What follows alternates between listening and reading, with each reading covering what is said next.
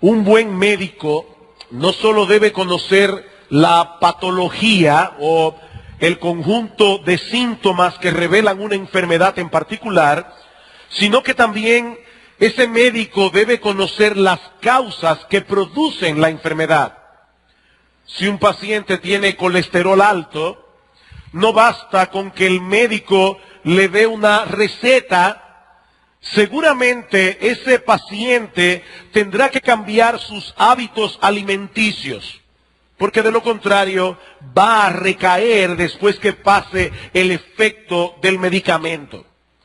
Bueno, mis hermanos, eso mismo ocurre en nuestra vida cristiana. No basta con saber cuáles son los síntomas que pueden estar revelando el inicio de un proceso de decadencia espiritual, como vimos el domingo pasado. Nosotros debemos conocer también cuáles son las causas que provocan ese estado y así poder cuidarnos en una forma apropiada. La razón por la que nosotros debemos examinarnos a nosotros mismos regularmente, como dice Pablo en 2 Corintios capítulo 13, versículo 5, no es únicamente para estar seguros de que en verdad nosotros hemos creído en Cristo. Ese autoexamen también es necesario para conocer cuál es el estado en que se encuentra nuestra salud espiritual. Ese autoexamen es algo que nosotros deberíamos hacer al menos cada vez que vengamos a la iglesia a celebrar la cena del Señor, como dice Pablo en 1 Corintios 11, 28. Pero no solamente en el momento de la cena. Mis hermanos, nuestras almas necesitan chequeos médicos regulares. Por supuesto, yo debo hacer aquí la aclaración de que nosotros debemos evitar los extremos. Nosotros debemos evitar el extremo de ser introspectivo, el extremo de poner nuestro corazón bajo una lupa todo el tiempo para examinar cada cosa que nosotros decimos, cada cosa que hacemos, cada motivación. Eso sería padecer una especie de hipocondría espiritual. Nosotros no debemos ser hipocondríacos. Pero hermanos, al mismo tiempo, nosotros debemos evitar ese tipo de descuido que puede llevar a un creyente a apartarse del Señor, alejarse en su vida espiritual sin darse cuenta siquiera. Dice el autor de la carta a los Hebreos en el capítulo 2, que es necesario que con más diligencia atendamos a las cosas que hemos oído, no sea que nos deslicemos. Y como se ha dicho otras veces, esa frase puede expresar la idea de un barco en el puerto que ha perdido las amarras y poco a poco el golpeo incesante de las olas comienzan a apartar el barco. Y cuando vienen a darse cuenta, el barco se está muy lejos de la costa. Queridos hermanos, el hecho de que la salvación sea segura no quiere decir que nosotros debamos ser ligeros y descuidados espiritualmente. Pablo dice en Filipenses capítulo 2 que nosotros debemos ocuparnos en todo lo concerniente a nuestra salvación con temor y con temblor. Y una de las cosas que debemos hacer en dependencia del Espíritu de Dios es mantener bajo vigilancia las causas que pueden llevarnos a caer en un proceso de declinación espiritual. ¿Cómo es posible que un creyente verdadero caiga en ese estado? ¿Qué es lo que ocurre en la vida de tantos cristianos que terminan finalmente declinando en su vida espiritual? Pero hay varias cosas, veremos algunas hoy, veremos otra ya cuando yo regrese de viaje, pero la primera de ellas es descuido en vigilar y guardar el corazón. Proverbios capítulo 4. Libro de Proverbios capítulo 4. Primera causa de declinación espiritual, descuido en vigilar y guardar el corazón. Dice el proverbista en el capítulo 4, versículo 20, hijo mío, está atento a mis palabras, inclina tu oído a mis razones, no se aparten de tus ojos, guárdalas en medio de tu corazón, porque son vida a los que las hallan y medicina a todo su cuerpo. Evidentemente lo que este padre le está diciendo a su hijo es, hijo mío, lo que te voy a decir ahora es de extrema importancia. Guarda esto en tu corazón. ¿Y qué es eso que este padre va a decir a su hijo y que tiene tal importancia? Versículo 23, sobre toda cosa guardada, guarda tu corazón, porque de él mana la vida. Todos nosotros sabemos aquí que el corazón es una parte vital de nuestra vida física. Cuando el corazón deja de latir, el hombre muere. Así que nosotros podemos decir, sin ser exagerados, que cuidar el corazón es cuidar la vida. Cuidar el corazón es cuidar la vida. Bueno, mis hermanos, lo mismo podemos decir de la vida espiritual. Debemos guardar el corazón. Debemos cuidar las arterias que llevan la sangre al corazón, porque de él mana la vida. Por supuesto, hermanos, cuando la Escritura habla del corazón en un sentido metafórico, como ocurre aquí en Proverbios capítulo 4, versículo 23, no se refiere a esa bomba que nosotros tenemos aquí ubicada en el lado izquierdo de nuestro pecho. Se refiere más bien al asiento de nuestra personalidad, nuestro hombre interior. Lo que somos espiritualmente, es allí en el corazón donde reside nuestro entendimiento, donde reside nuestra voluntad, donde residen nuestros afectos. Del corazón mana la vida, dice Proverbios 4:23. Es del corazón que surgen nuestros pensamientos, nuestras decisiones, nuestras acciones, nuestros sentimientos. Por eso se nos manda en la Escritura a poner toda diligencia en guardar el corazón. Debemos poner en esa tarea todo nuestro empeño. Dice el autor de Proverbios, más que el empeño que tú pones en cuidar o guardar cualquier otra cosa. Hermanos, muchas veces nosotros decimos con la boca que apreciamos algo. Nuestros hechos dicen todo lo contrario.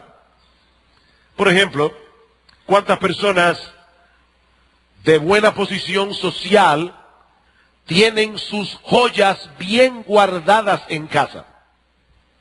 Muy bien guardadas. Yo me pregunto cuántas personas le dan a las personas del servicio la llave donde está la caja fuerte o la combinación de la caja fuerte donde ellos guardan sus joyas. Supongo que nadie lo hace. ¿Cuántas personas dejan en manos de personas desconocidas prácticamente la vida de sus hijos? ¿Cuántas madres dejan a sus hijos en manos de otras personas? Ahora, si usted le pregunta, ¿qué es lo más importante de tu vida, tus joyas o tus hijos? Evidentemente va a decir, no, mis hijos. Pero no es lo que nosotros decimos con la boca, es lo que nosotros hacemos. Es lo que nosotros hacemos. Ustedes recordarán aquella famosa historia que creo escribió Rabindranath Tagore, un escritor hindú que ganó el premio Nobel hace unas décadas atrás. Rabindranath Tagore compuso una historia donde habla de una mujer viuda que al morir su esposo y quedar completamente en la indigencia, decide irse al desierto con su hijo a morir. Ella no quería morir en el pueblo. Así que esta mujer sale hacia el desierto, pasa por una cueva y de repente escucha que de la cueva sale una voz que le dice, entra, toma todo lo que quieras, pero no dejes lo más importante. Ella entra a la cueva y la cueva estaba llena de joyas.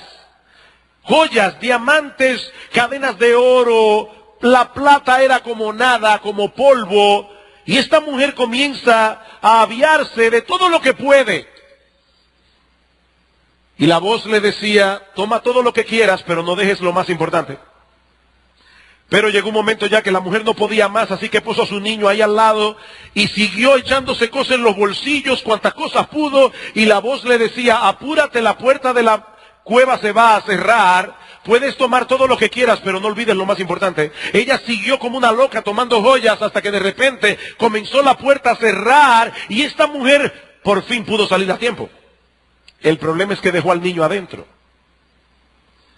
Hermanos, ¿qué es lo que más importa en nuestras vidas? ¿Qué es lo que más importa en nuestras vidas? ¿Es lo que nosotros podemos comprar con dinero? Bueno, dice el autor de Proverbios, yo estoy seguro que tú tienes cosas que tienes bien guardadas en tu casa, tu pasaporte, tus joyas, tus documentos. Sobre toda cosa guardada, guarda tu corazón. No hay absolutamente nada. Tú no tienes ninguna posesión que sea más importante que tu corazón. Porque allí residen los principios que rigen nuestra vida, tanto para pecar como para ser santos. El hombre bueno del buen tesoro del corazón saca buenas cosas, dice el Señor. Y el hombre malo del mal tesoro saca malas cosas. Y en otro lugar nos advierte que es del corazón que salen los malos pensamientos, los homicidios, los adulterios, las fornicaciones, los hurtos, los falsos testimonios, las blasfemias. Del corazón. Mi hermano, no busques el origen de tus pecados en ningún otro lugar. No busques el origen de tus pecados fuera de ti. El origen está en tu corazón.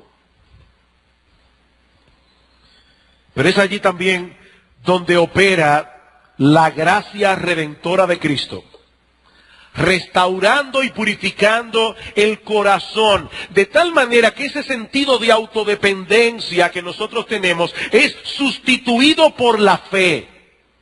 Ese amor desordenado que tenemos a nosotros mismos es removido por el amor a Dios y el amor al prójimo. Esa rebeldía, obstinación, terquedad que nos caracteriza es removida por la obediencia. Nuestro egocentrismo es removido por la autonegación. Eso es la salvación. El problema es que aún queda en nosotros residuos de corrupción que deben ser mortificados, ya que de lo contrario nos llevarán al pecado otra vez. Ahora, yo sé que esa palabra mortificación no está de moda en estos días. Esa es una palabra que ya ni suena en las iglesias evangélicas, mucho menos en el mundo. La mortificación del pecado. Hermanos, es triste, pero para muchos cristianos hablarle de la mortificación del pecado es hablarle en chino. La mortificación del pecado, eso suena tan medieval, ¿verdad? Pero eso es un lenguaje bíblico. En Romanos capítulo 8, versículo 13, Pablo dice que nosotros en dependencia del Espíritu de Dios debemos hacer morir las obras de la carne. Eso es mortificación. Dice Pablo en Colosenses capítulo 3, que nosotros debemos hacer morir la idolatría, la ambición, la fornicación, las mentiras, hacerlo morir. Y para poder hacer eso, hermanos, nosotros debemos vigilar de cerca nuestro corazón. Sobre toda cosa guardada, guarda tu corazón. La Biblia de las Américas lo traduce, con toda diligencia guarda tu corazón. Comentando acerca de este pasaje, dice George Lawson, un huerto descuidado no estará tan lleno de cizaña como un alma descuidada lo estará de pensamientos vanos y pasiones exorbitantes que Dios aborrece y que son peligrosas para nuestra felicidad, para nuestra paz, para nuestra firmeza y para nuestra estabilidad. Aquellos que les gusta trabajar en el jardín saben que las malas hierbas no solamente afean el jardín, Ese no es el único problema. Es que las malas hierbas consumen la fuerza y el vigor de las plantas que han sido sembradas allí. Bueno, mi hermano, yo quiero que tú visualices tu corazón como un jardín. Un jardín en el que Dios ha plantado la gracia de la fe, la gracia del amor, la esperanza, la mansedumbre, la humildad y muchas otras gracias más. Pero a medida que dejemos nuestros corazones al descuido, esas gracias comenzarán a debilitarse y en esa misma medida se irá debilitando nuestra comunión con Dios. En esa misma medida nos vamos a acercar cada vez más peligrosamente al mundo. Alguien se estará preguntando, bueno, pastor, ya me convenció, debo guardar el corazón. Ahora, ¿cómo se hace eso? ¿Cómo yo puedo guardar el corazón? Bueno, en primer lugar, guardamos el corazón sometiendo cada imaginación, cada pensamiento, cada sentimiento, cada deseo al análisis, al juicio y a la guía de las Sagradas Escrituras. ¿Cómo guardamos el corazón?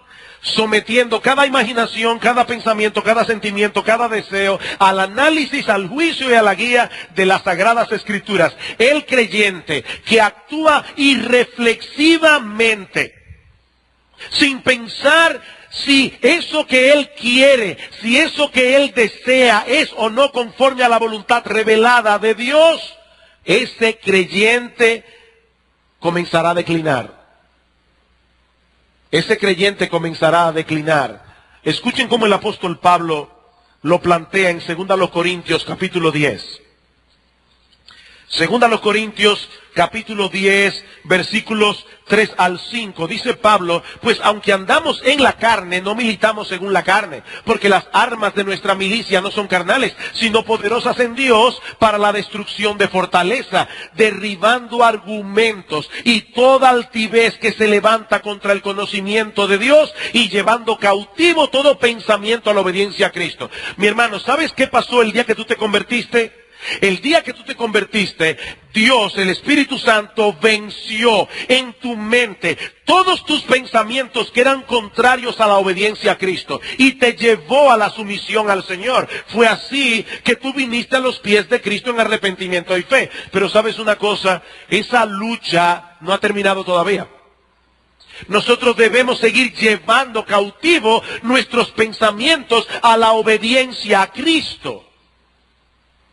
No debemos contentarnos con el hecho de que no estamos cometiendo el acto pecaminoso que revolotea en nuestra imaginación.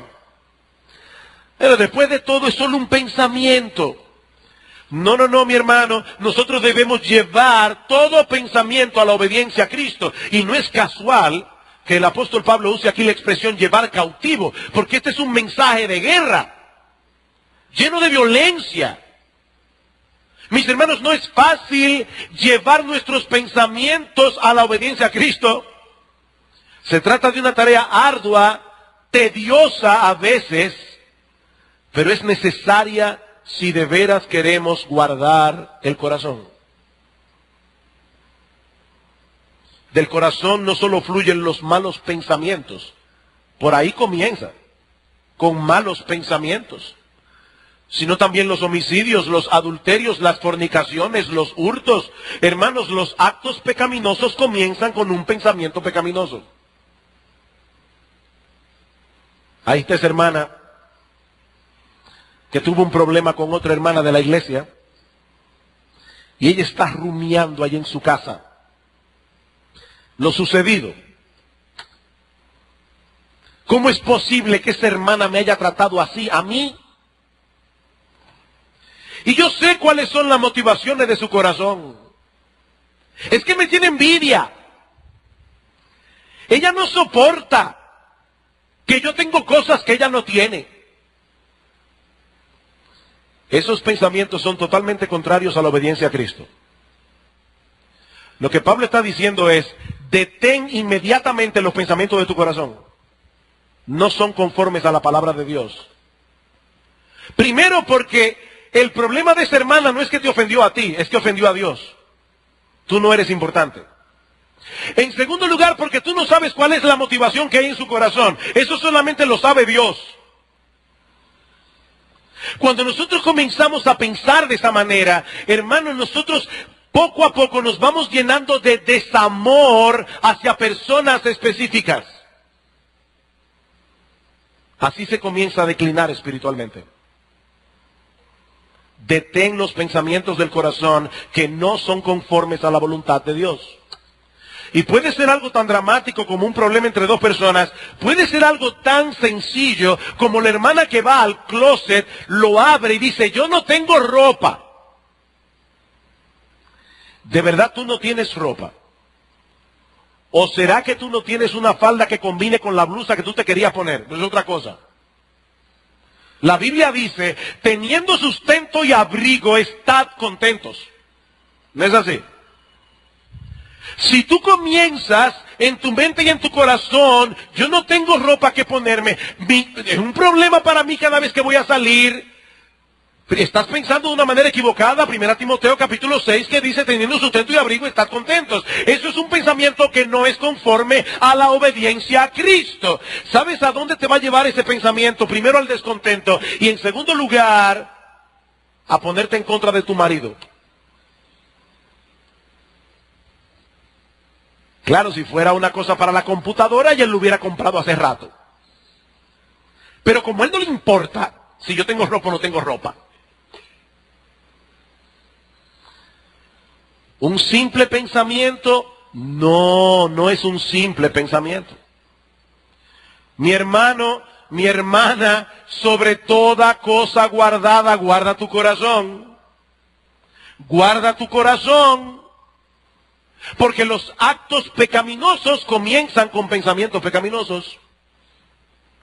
En segundo lugar, para cuidar el corazón, nosotros debemos impedir que la corrupción que reside en él ya salga a flote y que nuestro corazón no sea alimentado de más corrupción.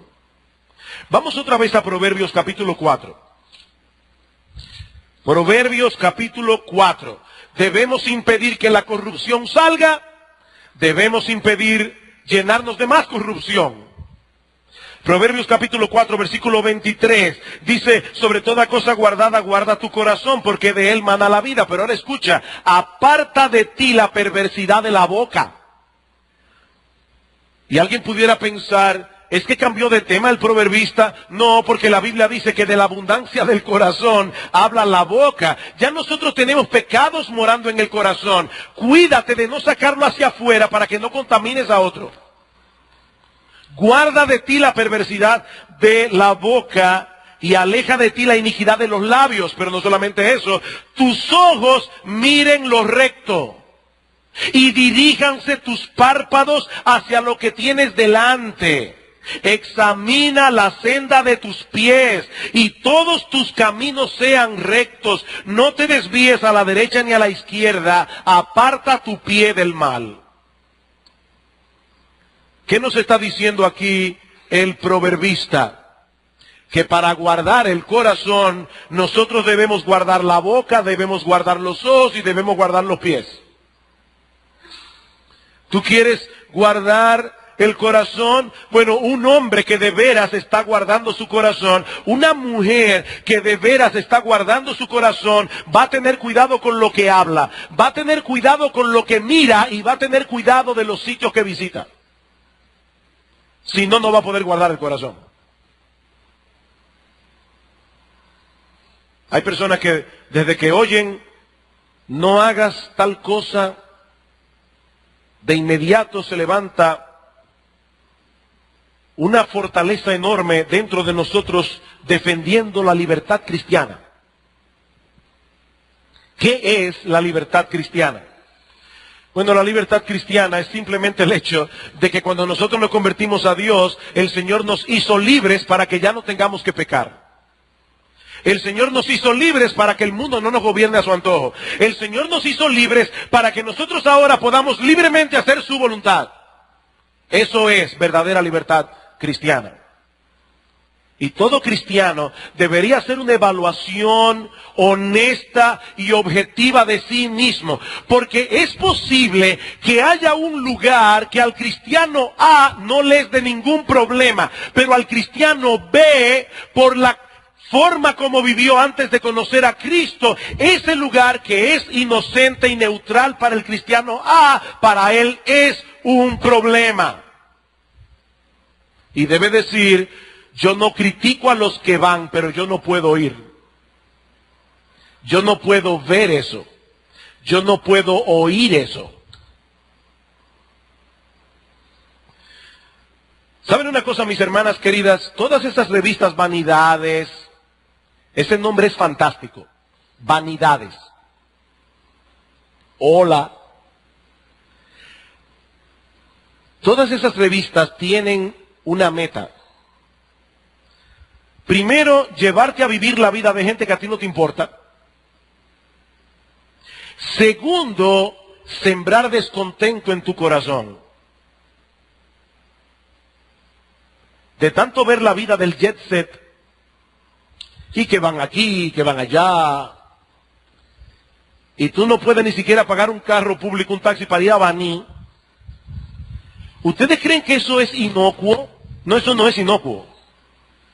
Yo no estoy diciendo, en la iglesia bíblica del Señor Jesucristo los pastores prohíben leer vanidades. Yo no estoy diciendo eso. Lo que yo te estoy diciendo, mi amada hermana, es que tú debes ser honesta, tú debes ser objetiva y preguntarte qué efecto están causando esas cosas en tu corazón.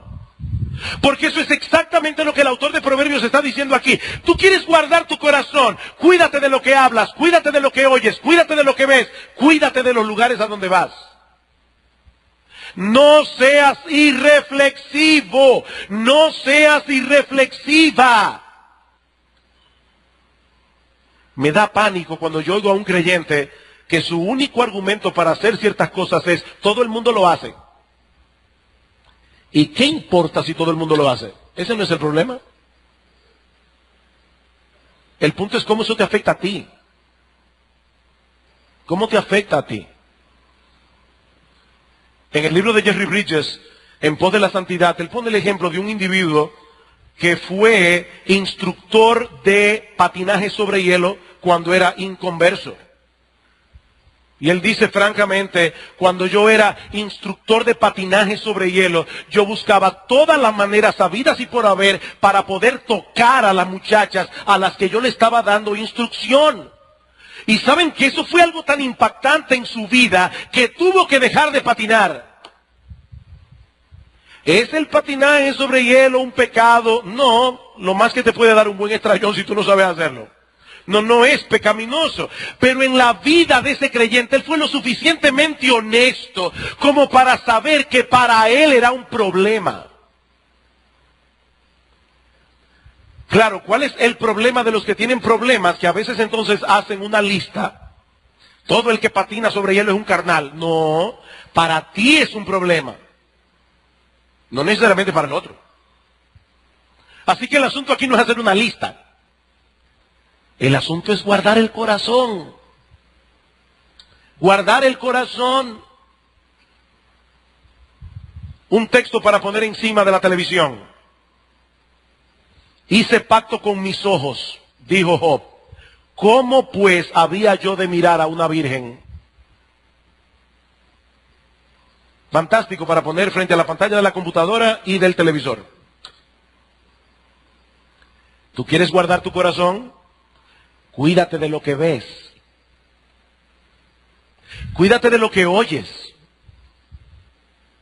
Hace muchos años una persona vino donde mí y me dice: oye, déjame contarte una conversación desagradable que tuve con fulano de tal.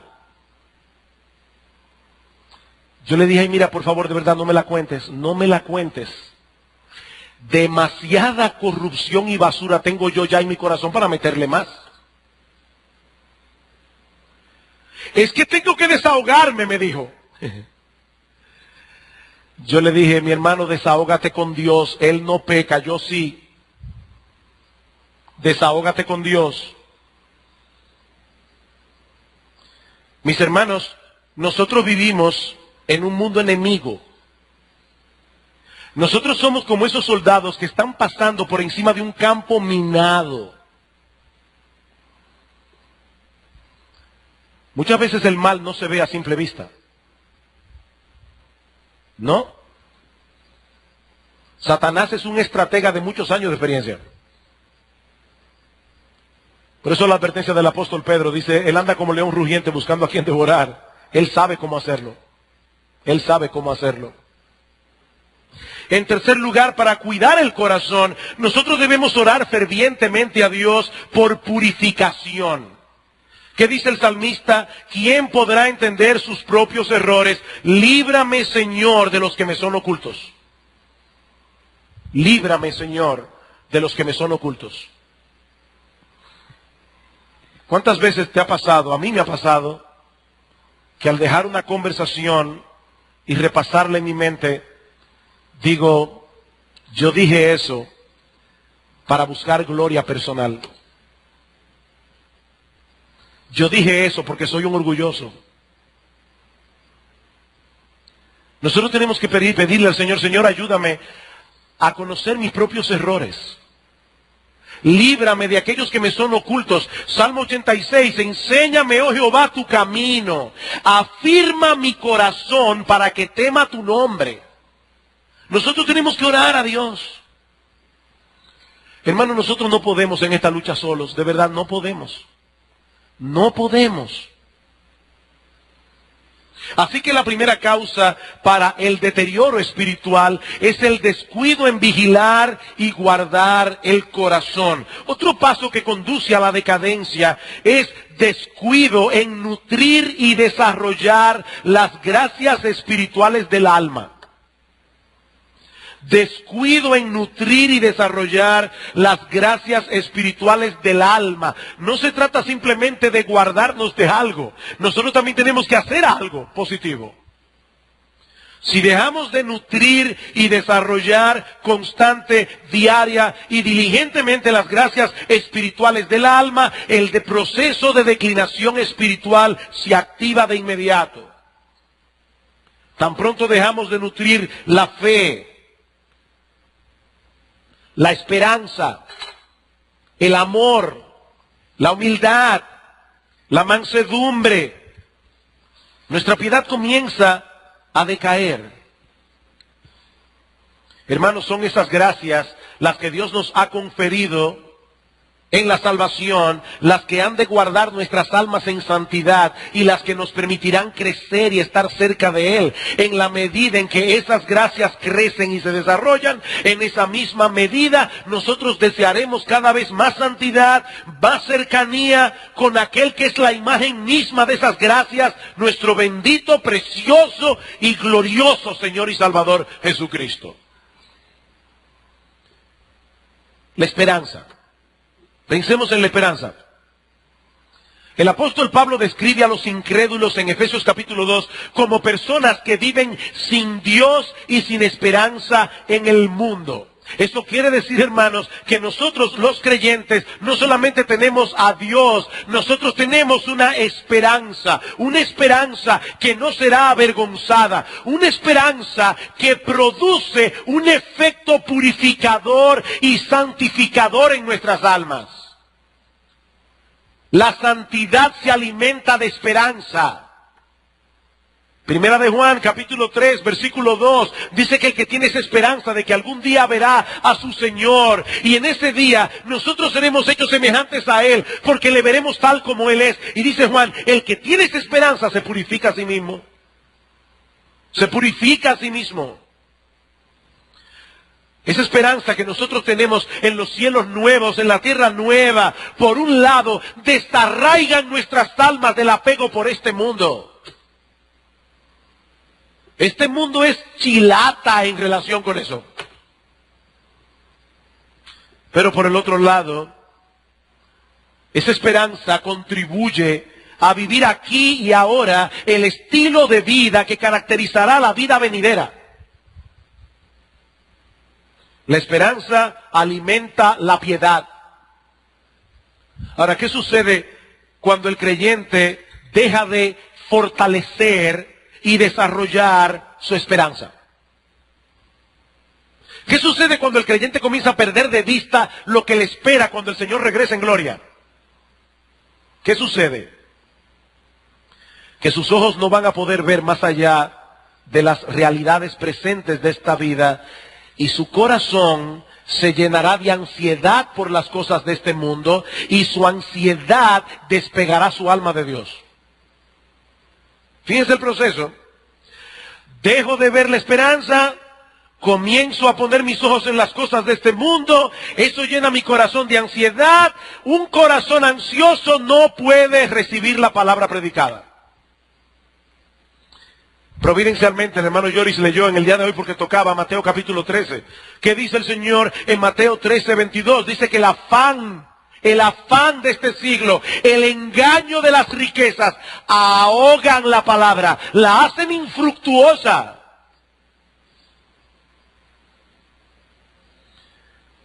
Mi hermano, recuerda que en todos nosotros, los cristianos, existe una tendencia secreta, perpetua y alarmante, como dice Octavio Winslow, de alejarnos de Dios.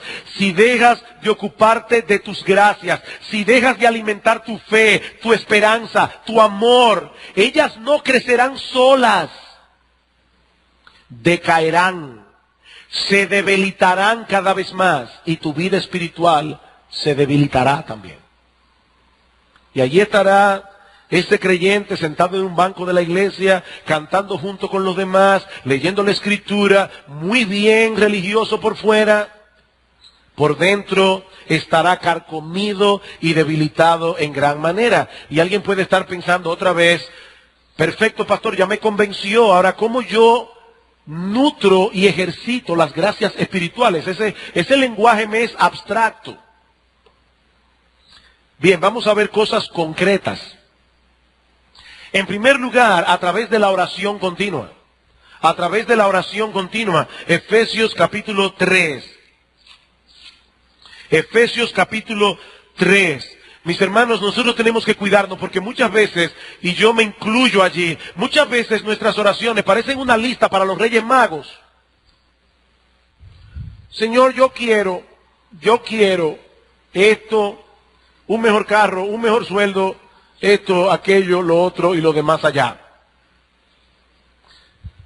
Oigan cómo oraba Pablo. Por esta causa, Efesios 3:14, doblo mis rodillas ante el Padre de nuestro Señor Jesucristo, de quien toma nombre toda familia en los cielos y en la tierra, para que os dé conforme a las riquezas de su gloria. Me fascina eso. No para que os dé de sus riquezas en gloria.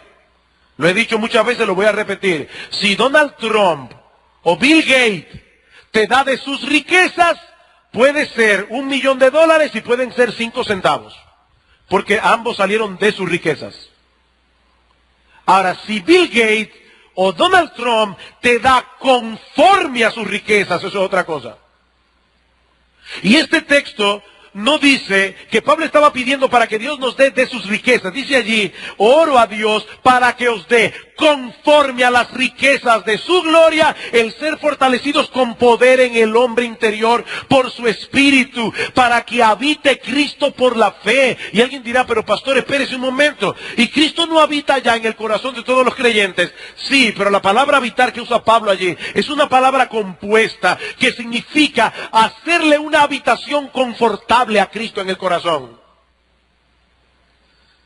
Hay creyentes que tienen a Cristo morando en su corazón, pero está trancado en el closet de la ropa blanca. Ahí es que tienen reservado al Señor. Y Pablo dice, yo le pido a Dios que los fortalezca en el hombre interior para que Cristo tenga en vosotros una morada confortable en vuestro corazón, a fin de que arraigados y cimentados en amor, seáis plenamente capaces de comprender con todos los santos cuál sea la anchura, la longitud, la profundidad y la altura, y de conocer el amor de Cristo que excede a todo conocimiento, para que seáis llenos de toda la plenitud de Dios. ¡Wow! ¡Wow! ¡Qué petición!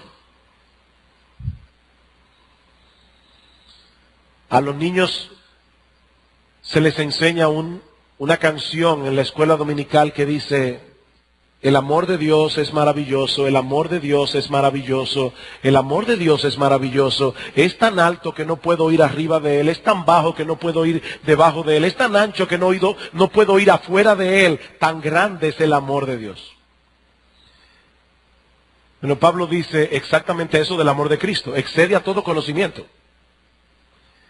Pero yo quiero que ustedes sean fortalecidos en el hombre interior para que ustedes puedan entender mejor ese amor. Para que ustedes puedan tener, y no quiero ser irrespetuoso aquí, pero para que ustedes puedan tener un romance tal con vuestro Salvador, que las cosas del mundo pierdan su valor.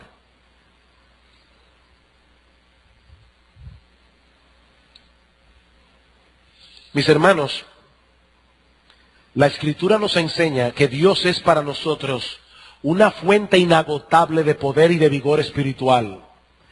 Por lo tanto, es a Él que nosotros debemos acudir constantemente en oración, procurando obtener esa fuerza y ese vigor que solo proviene de Él. Nosotros no podemos por nosotros mismos. Pablo está preocupado por la vida de piedad de estos creyentes. Y oigan lo que pide por ellos. Lo mismo vemos en Epafras, un siervo de Dios que trabajó por la iglesia de Colosas. Dice Pablo, os saluda Epafras, el cual es uno de vosotros, siervo de Cristo, siempre rogando encarecidamente por vosotros en sus oraciones para que estéis firmes, perfectos y completos en todo lo que Dios quiere. ¿Cuándo fue la última vez que tú pediste eso por tus hermanos en la iglesia y por ti mismo? Encarecidamente.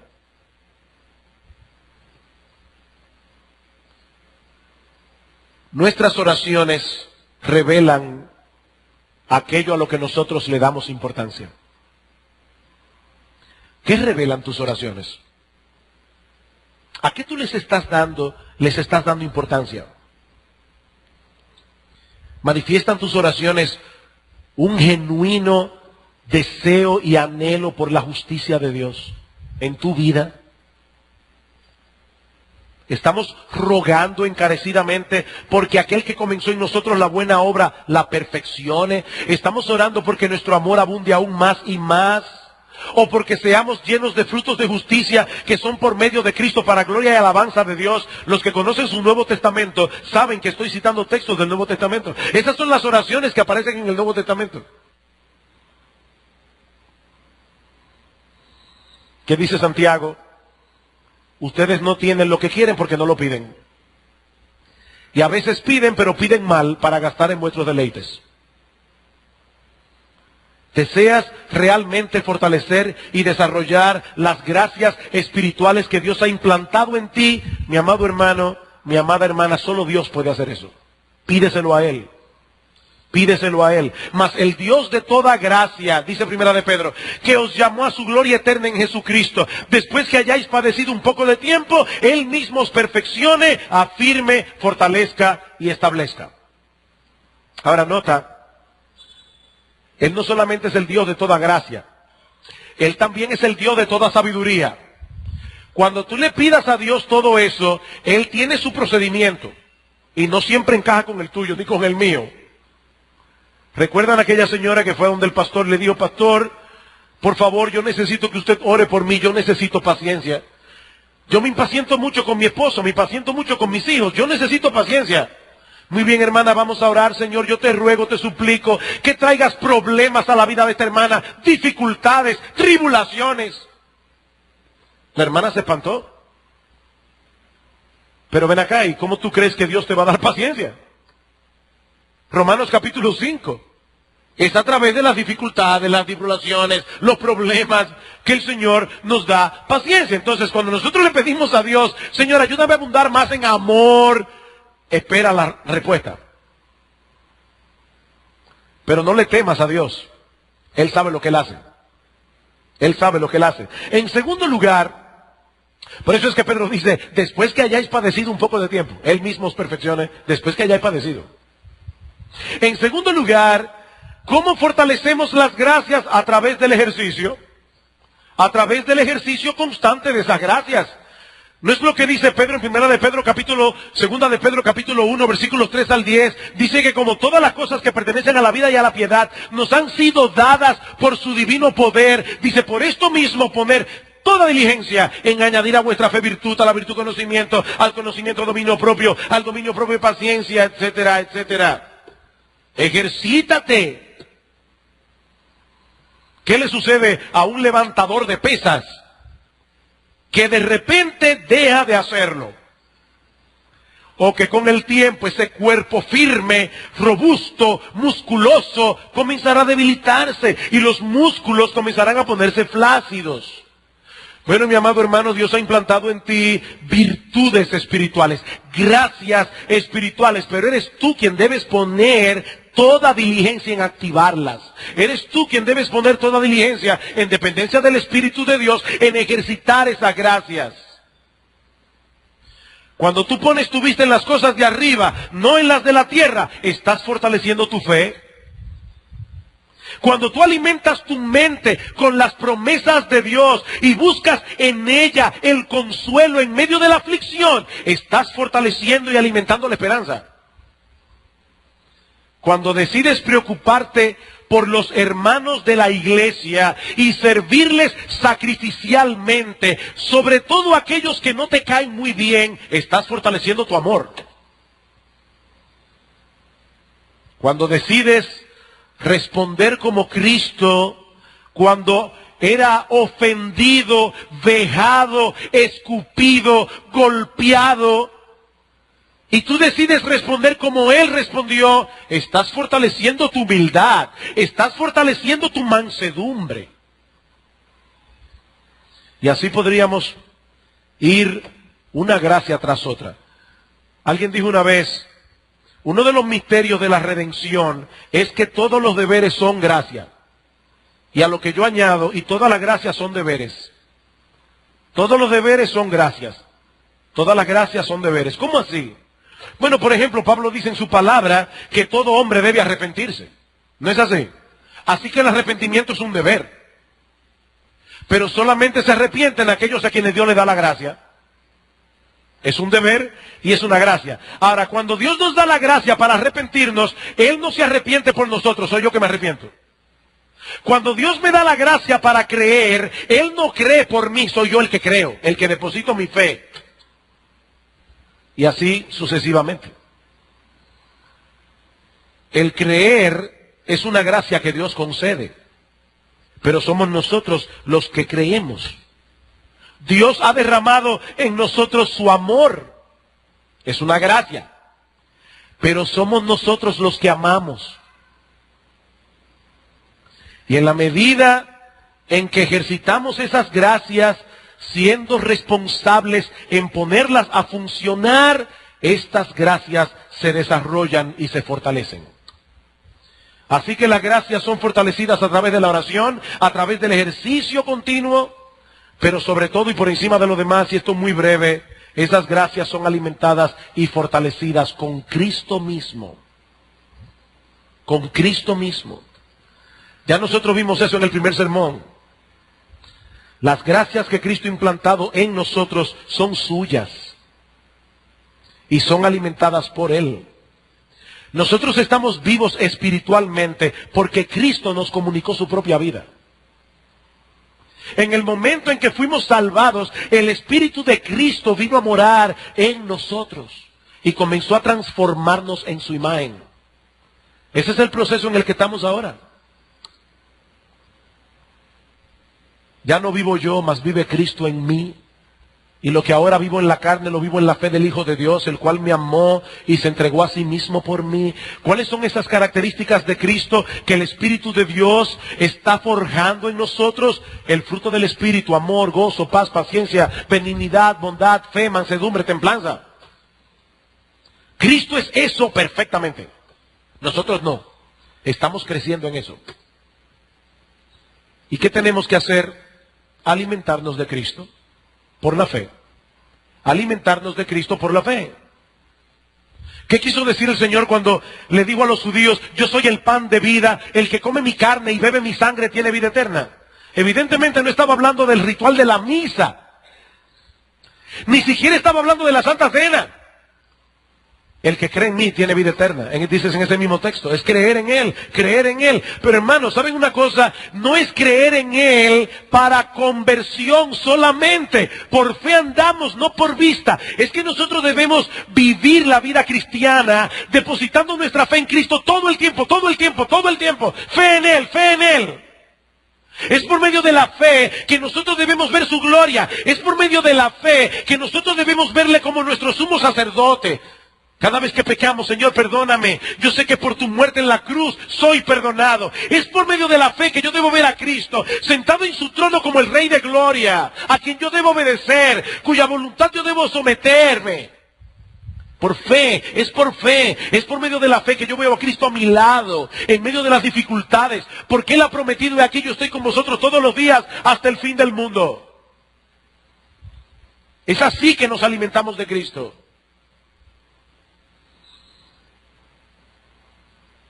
Mi hermano, ¿cómo está tu relación personal con Cristo?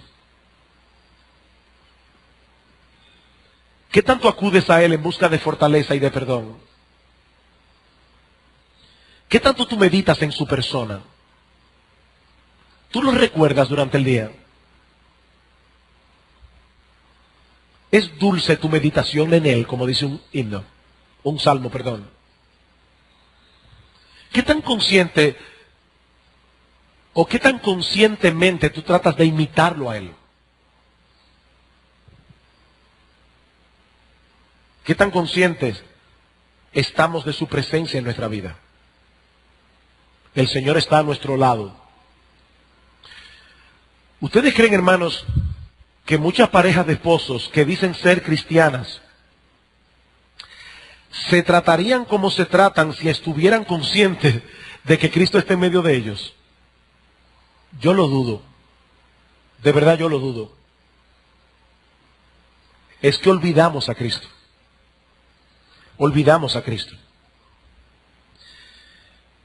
Bien, hermanos, en el siguiente sermón consideraremos otras dos causas de decaimiento espiritual. Por ahora solo quiero añadir que así como el reino físico tiene sus leyes, el reino espiritual también. No podemos ignorar la ley de la gravedad. Niños, nunca jueguen a ser Superman, porque se van a dar bien duros. No importa que tengan la capa. Nosotros no podemos violar la ley de la gravedad.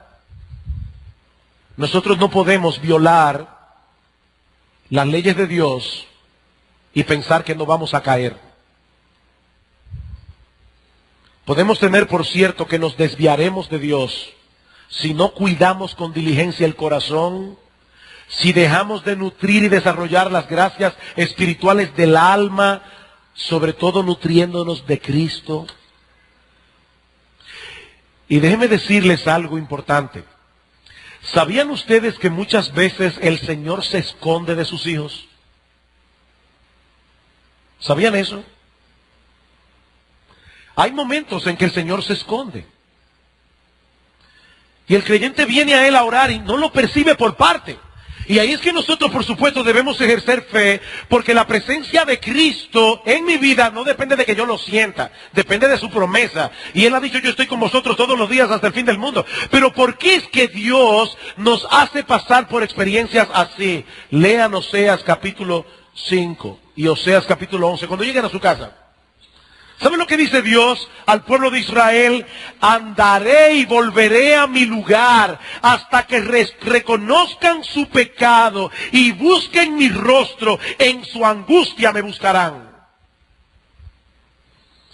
Muchas veces Dios nos hace sentir lejos para que nosotros entonces procuremos activamente acercarnos. Nosotros somos como esos perros que están jugando con el hueso como si no les importara.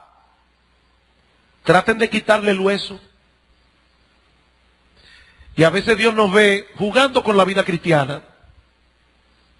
Jugando con la vida cristiana. Cogiendo lo suave. Y Dios trata de quitarnos el hueso. ¿Saben para qué? Para que despertemos. Para que despertemos. Mi hermano, mi hermana, y déjame decirte algo, cuando pases por esa experiencia, no cometas el error de querer tapar esa falta de Cristo en tu vida con cualquier otra cosa que no sea Cristo mismo. Porque el problema es que muchas personas se sienten lejos de Dios y entonces quieren sustituirlo. No, cuidado. Solo Cristo suple la falta de Cristo. Es que no hay nadie como Él. No hay nadie como Él. Que Dios nos ayude a fortalecer nuestra vida espiritual, fortaleciendo nuestra comunión con Cristo. Que Dios ensanche nuestros corazones para poder amar y adorar más intensamente a nuestro Señor y eliminar de nuestras vidas todo aquello que se está interponiendo entre nosotros y Él, aun sean cosas legítimas. Aún sean cosas legítimas. Vamos a orar. Padre, nosotros queremos darte muchas gracias, porque tú no nos envías al mundo a vivir nuestras vidas cristianas en nuestras propias fuerzas o descansando en nuestras propias opiniones. Qué bueno, Señor, que nosotros tenemos tu palabra en nuestras manos. Señor, alabado sea tu nombre y alabado sea Cristo nuestro Salvador. Alabado sea nuestro bendito y precioso Señor. Que a Él sea toda la gloria, toda la honra y todo el honor.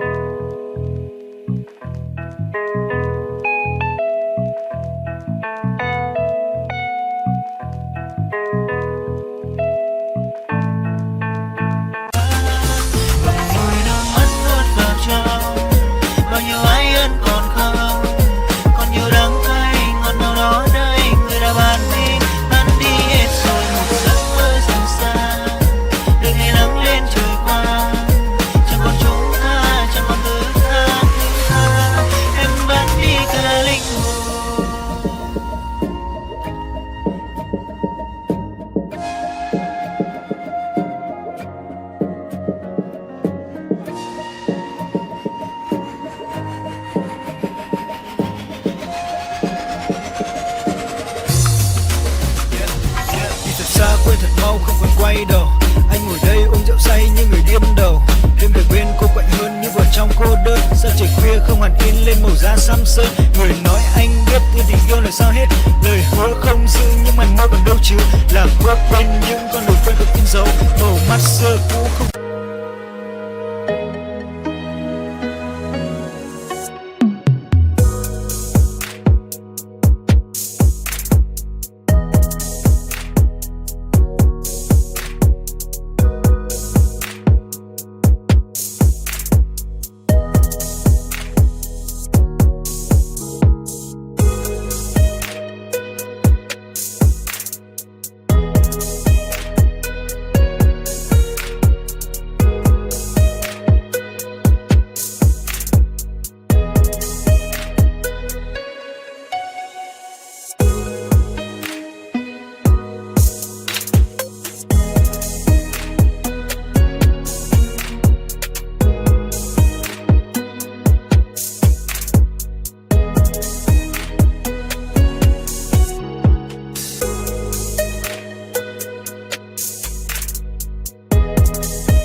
Señor, ayúdanos, ayúdanos, para que los creyentes que estamos aquí no anhelemos ninguna otra cosa más allá que el deseo de vivir para Cristo y vivir con Cristo.